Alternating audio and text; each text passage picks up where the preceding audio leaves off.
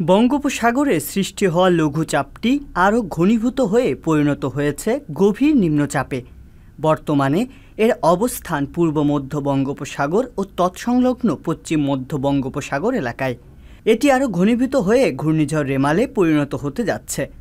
আসন্ন ঘূর্ণিঝড়ের প্রভাবে উপকূলীয় এলাকায় শুরু হয়েছে বৃষ্টি, সাথে উত্তাল হয়ে উঠেছে সাগর পাড়। সাগরের তীরে আছড়ে পড়ছে বড় বড় ঢেউ, সেই সঙ্গে বাড়ছে পানির তীব্রতা।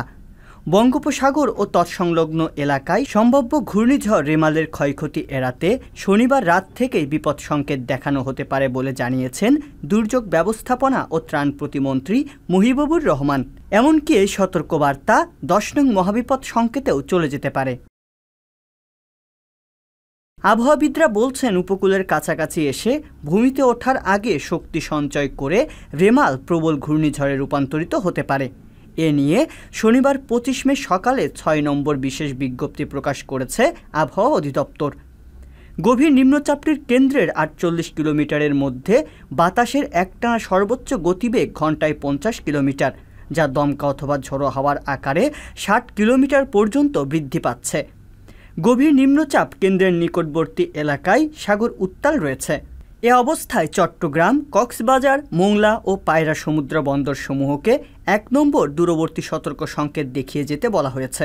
উত্তর বঙ্গোপসাগর ও গভীর সাগরে অবস্থানরত মাছ ধরার নৌকা ও ট্রলার সমূহকে পরবর্তী নির্দেশ না দেওয়া পর্যন্ত উপকূলের কাছাকাছি থেকে সাবধানে চলাচল করতে বলা হয়েছে।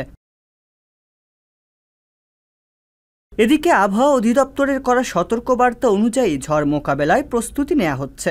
প্রায় 80,000 স্বেচ্ছাসেবক প্রস্তুত রয়েছে বলে জানিয়েছেন দুর্যোগ ব্যবস্থাপনা ও ত্রাণ প্রতিমন্ত্রী। ধারণা করা হচ্ছে, ঘূর্ণিঝড়ে সাতক্ষীরা থেকে কক্সবাজার পর্যন্ত পুরো এলাকা কম বেশি ক্ষতিগ্রস্ত হতে পারে। 7 থেকে 10 ফুট পর্যন্ত জলোচ্ছ্বাস হওয়ার আশঙ্কা রয়েছে। ঝড়ের সঙ্গে প্রচুর বৃষ্টিপাত হবে, ফলে পাহাড়ি অঞ্চলে প্রচুর ভূমিধস হতে পারে। গভীর নিম্নচাপটি বর্তমানে যেই অবস্থানে আছে, তাতে ঘূর্ণিঝড়ের কেন্দ্রটি বাংলাদেশের ওপর দিয়ে অতিক্রম করার সম্ভাবনা বেশি। তবে বাংলাদেশের সুন্দরবন এলাকা এবং বরিশালের পটুয়াখালী, বরগুনা ও ভোলা জেলায় রেমালের আঘাত হানার আশঙ্কা সবচেয়ে বেশি বলে জানা গেছে। রিয়াজুল ইসলাম, সংবাদ প্রকাশ।